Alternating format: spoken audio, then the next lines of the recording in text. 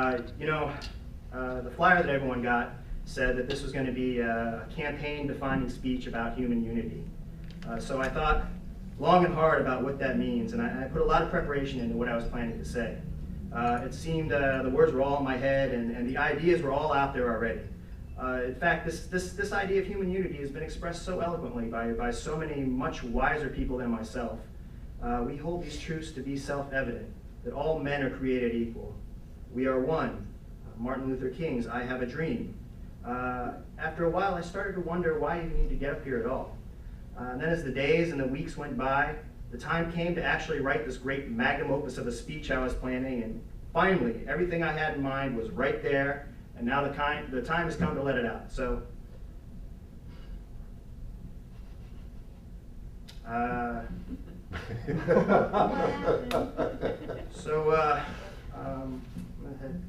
has anyone been watching the new season of Battlestar Galactica? It's a really good show.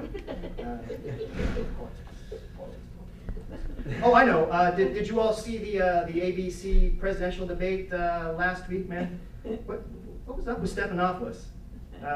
Stephen Colbert has done a really good job of satiring him. All right. The point is, I got a little distracted when I was planning to do this. But that's okay, because it made me realize something important. This is the problem. This is the problem that those of us who are out there and trying to make a difference, this is the problem that we face and what we're up against every single day. There's no question about it. America is a truly great nation. We have contributed great strides on the path of human development, and the American people have a capacity for greatness that has been demonstrated time and time again. The problem is, we now live in a time when it seems so easy to get distracted from our potential for greatness, to get distracted from what's truly important, not only in the course of nations, but also in our day-to-day lives. And for what? What is it that's distracting us? Well, when I look to those all-important economic indicators that propel this nation forward, I see that we now seem to live in a society that excels at producing three things: entertainment, war, and debt. That's it. That's what I see every time I look to the media for news about this country. Entertainment, war, and debt. That's what most Americans seem to be preoccupied with most of the time. So I guess that it makes sense that this is also what America seems to be making the most money from, too. And hey, that's really the big issue, isn't it? I mean, we've all got to make money. And if most of us are working 60, 70 hours a week and then coming home and trying to raise a family, who really has time for anything else besides the occasional diversion? Don't get me wrong. I'm certainly not knocking entertainment. Especially that, Battlestar Galactica thing I mentioned. But, I mean, who doesn't love to be entertained? But everyone seems to be preoccupied, not only with entertainment, but now with this notion of war. Waging a war against terrorism, against drugs, or against anyone that someday, somehow, might threaten us somewhere down the road. I hear people say, they attacked us, and we've got to defend ourselves. We've got to fight them over here so we don't have to fight them over there. The problem is, when I ask about it, I'm still not 100% clear on exactly who they are. But I do know one thing. When I watch the news, I damn sure feel threatened. I keep hearing that there are people out there who would kill us for the kind of freedom we have, and that's why they hate us. And these same voices keep saying, let's do whatever we have to do to keep all those threats out. Build walls, invade countries, torture, whatever it takes. These voices keep saying freedom isn't free. And so I guess that's why most of us have to work more and more hours every year to get ahead. Freedom. And these voices keep telling us that if we've got to spend a little more than we make to keep up this great lifestyle, it's okay to go into mountains and mountains of debt. That's how we support the economy. And one day, if we're lucky enough to spend enough money and build up enough credit, that we might actually make enough to invest more of our money so that we won't have to work anymore. That's what we're being told. That's why they tell us it's so important not to overtax the people on top. Because one day, any one of us could be them.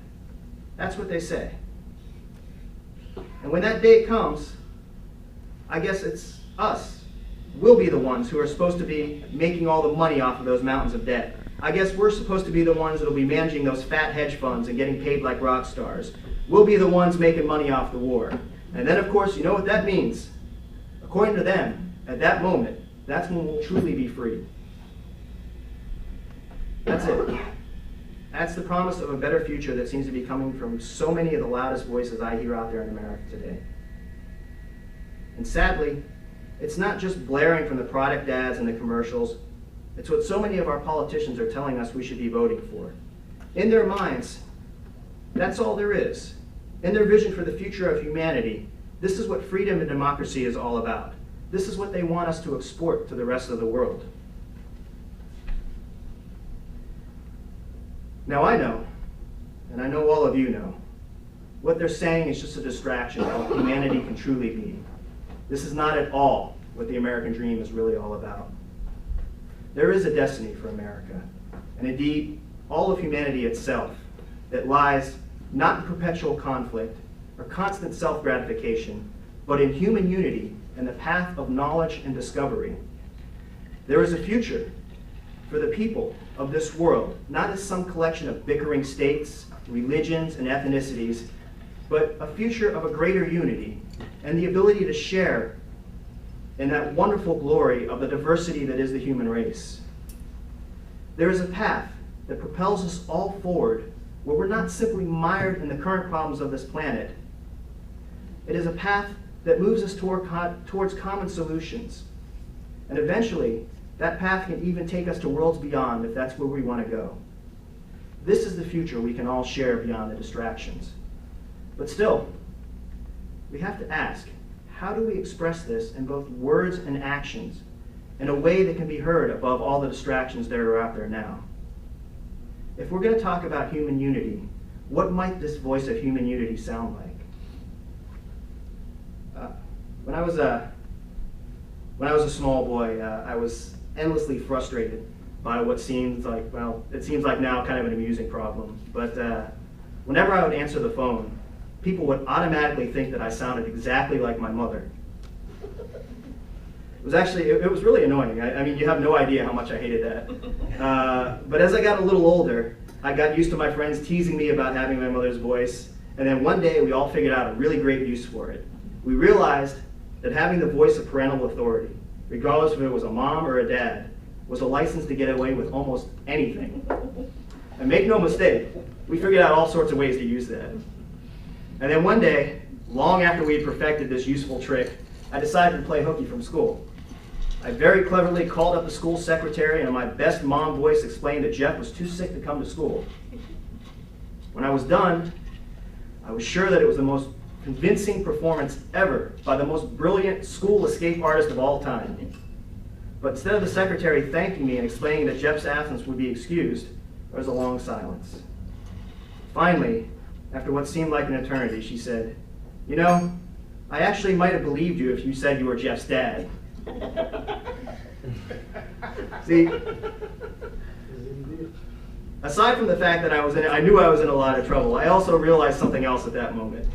It turned out that my voice had changed. And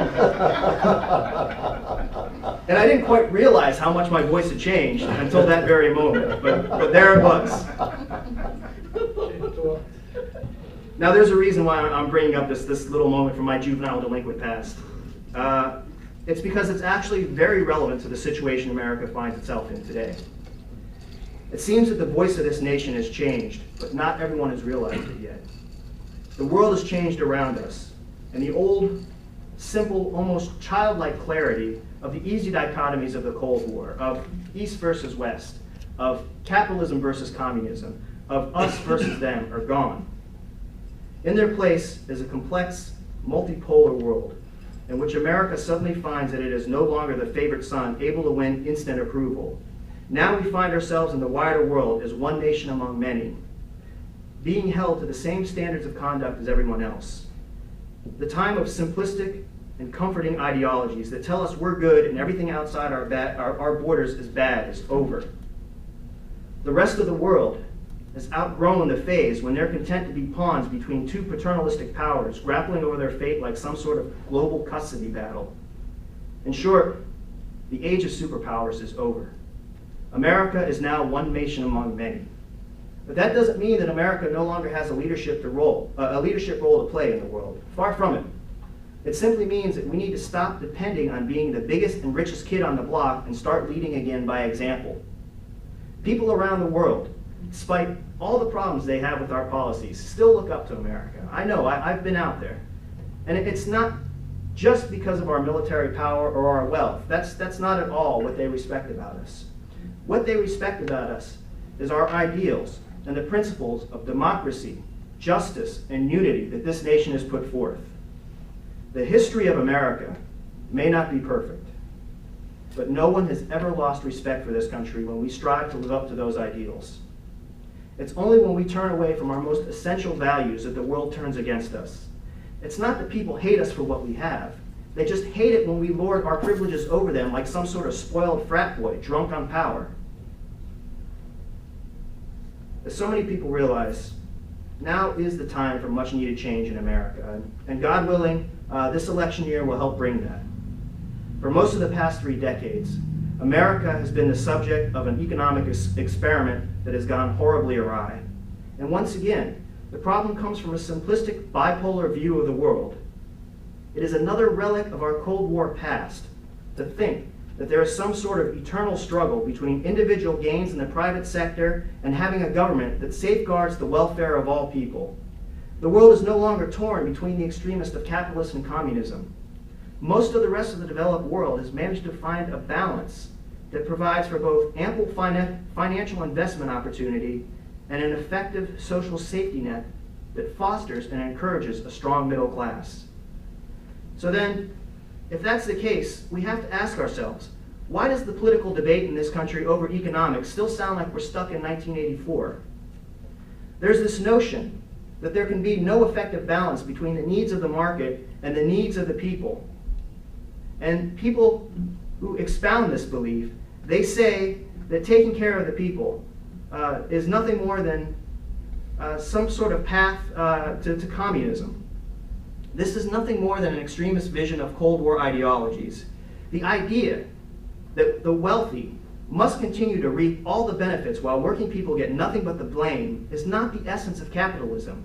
It is a perversion of economic theories that guarantee only the wealthiest interests have a real say in the course of this country's events.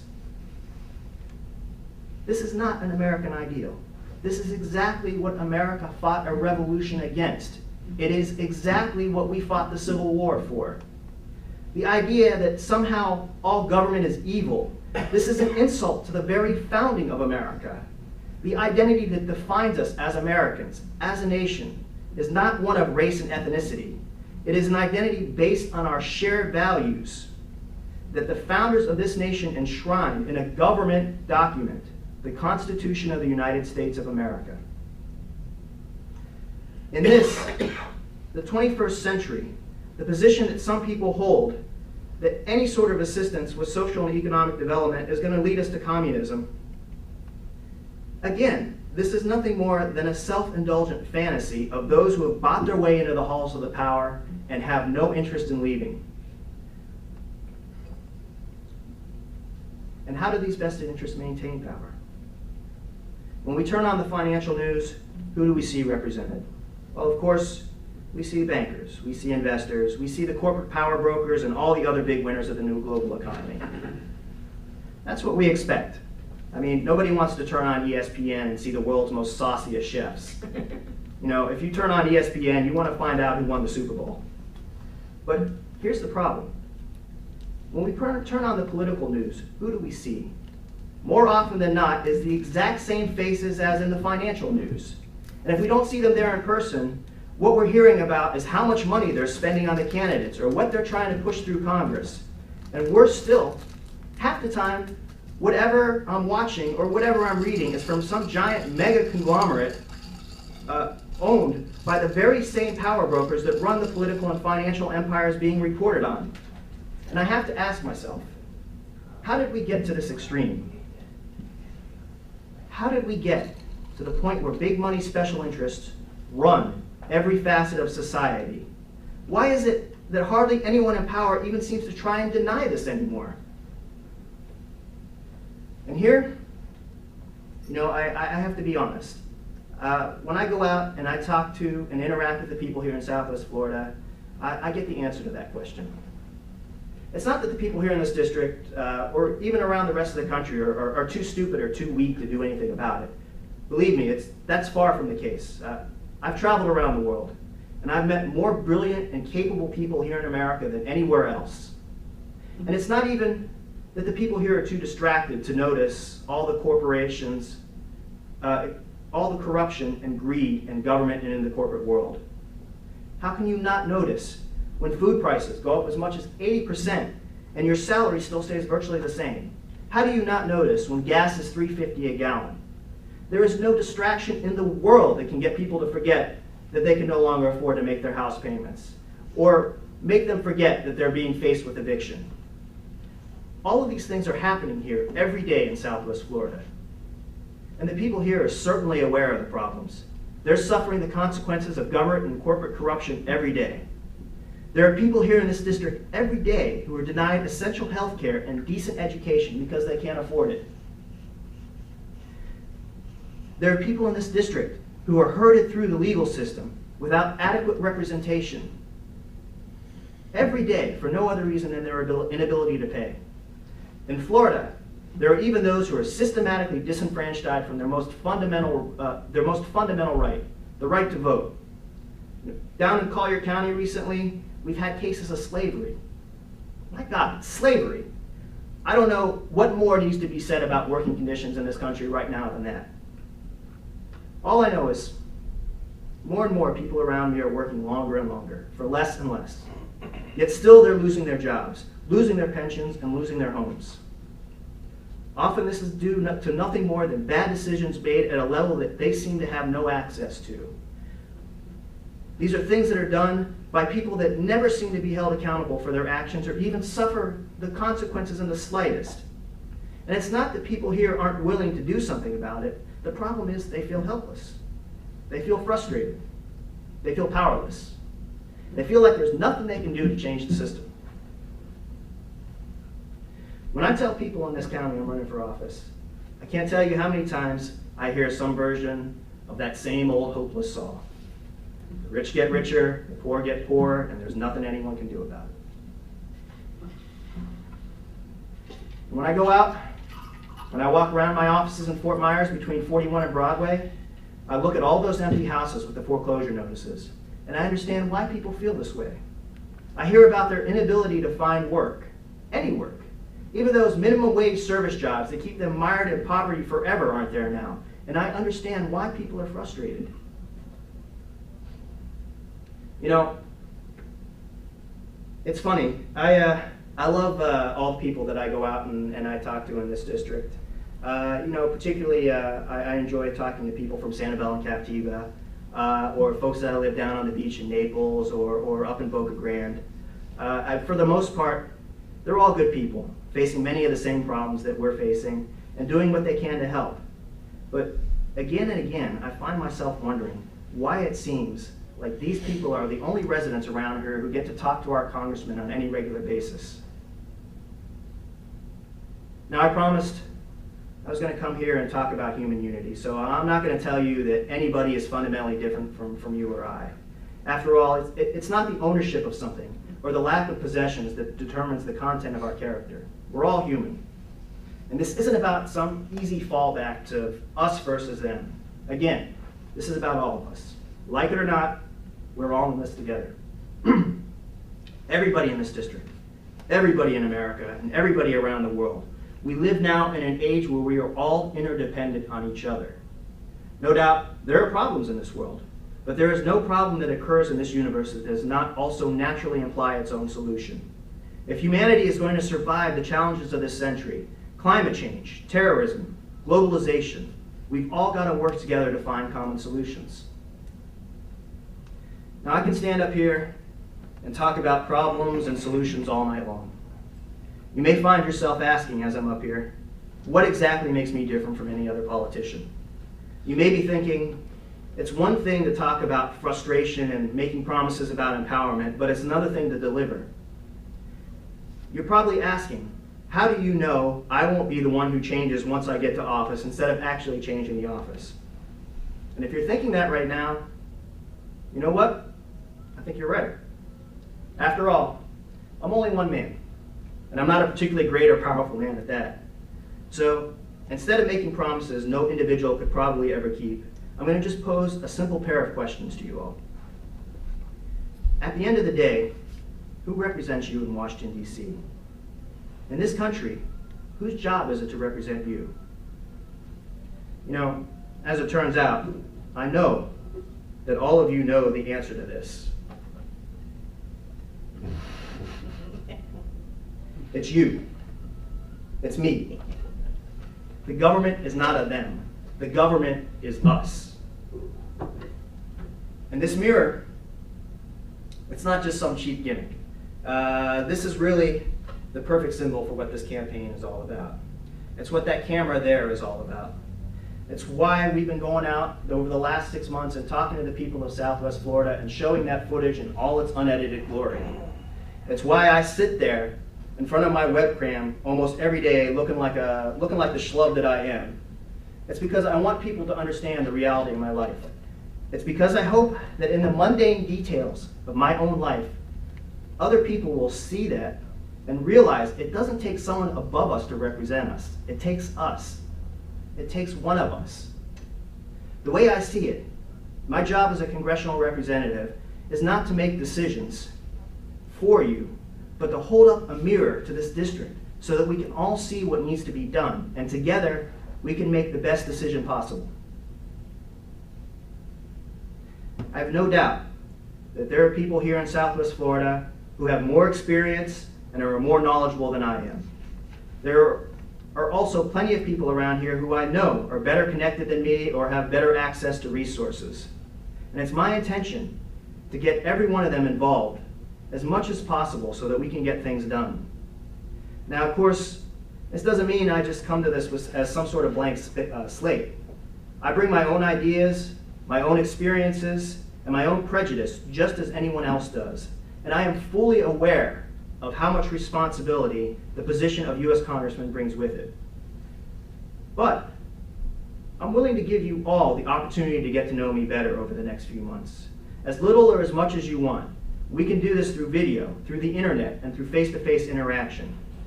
Ultimately, it may be my face that's on camera more often than anybody, and it may be my butt that's up there in Capitol Hill actually making the vote. But if any of us, including myself, ever get too wrapped up in the personalities we see up there on the screen, we're all bound to be disappointed. As I've said, this isn't about me. This is about us. I'm only one man. I can only do so much. That's why I need your help. For the first time in human history, we have an interactive media that is virtually available to everybody. With digital video and the internet, there is no barrier to how much access is possible except the limits that we put on ourselves. And if you're all willing to work with me, I'm willing to grant you as much access as you want. If you want your candidate and your congressman to live like a hamster in a cage, then God help me, I'm willing to do that. If that's what it takes to gain your trust and your cooperation, I'll do it. So far, everything we've done on this campaign has been a little more than a prototype. And now this campaign is at a critical juncture. From this point, we either move into full-scale production or we don't move forward at all. Before this Friday, May 2nd, we need to raise over $6,600 just to qualify to be on the ballot in November. As of right now, we only have a fraction of that. Our main opponent, the current incumbent congressman, has already raised over $900,000. Now, while I understand $6,000 may seem like a lot to us as individuals, collectively it's nothing. I also understand that when you compare our efforts to raise this little small amount compared to what our opponent has, the prospect of this campaign may seem daunting. But I'm here to tell you, even with all the money he has at his disposal, if we can all truly work together on this campaign with the tools that we've developed so far, every dollar he has will be worthless. Americans are hungry for a change. We can see this in the way the presidential race is shaping up this year, but still that's not enough. We can't just depend on finding some president who will miraculously solve all our problems. We have to do more. We have to reinvest ourselves in government at every level. The people of this district are ready for a change. We just have to demonstrate the mechanism by which they can be a part of that change. If we can actually move forward with what we've set out to do here tonight, I guarantee you it'll spark something in the hearts and the minds of the people of this district. I guarantee you it'll spark something in the American consciousness that won't easily be extinguished. And I know this is more than a feeling I have. Look around America. Like the rest of the world, this country is on the cusp of a truly monumental change. Those of us who are alive right here, right now, we have an enormous opportunity. We hold within ourselves the possibility to be the engines of that change for the better. Now is the time for us to act. This opportunity may never come again. Now is the time for us to realize that we are not powerless in the face of the powerful, so long as we are willing to put aside our fears and doubts, so long as we are willing to abandon this every man for himself attitude that has so thoroughly perverted the political and economic discourse of this country. Alone, every one of us is vulnerable. But if we're all willing to work together towards common goals and to make respectful allowances when we disagree, there is nothing that can stop the people of this country. Now is truly the time for a change. It's time to start making the federal government accessible and answerable to the people at all levels, regardless of how much they have to contribute to someone's political campaign. It's time to make the federal government stop spending money it doesn't have with little or no accountability and virtually no ethical oversight.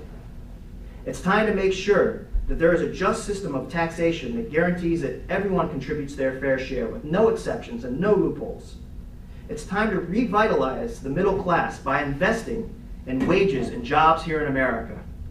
It's time to restore the national infrastructure, guarantee a living wage, reinvest in public education, and guarantee that college is affordable for all.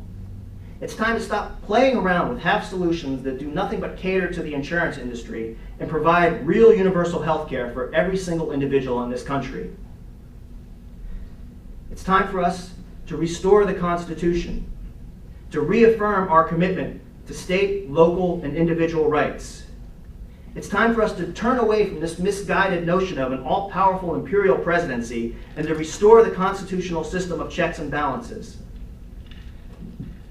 Now, right now, not years from now, not later, this is the time to face the challenges of climate change. Head on.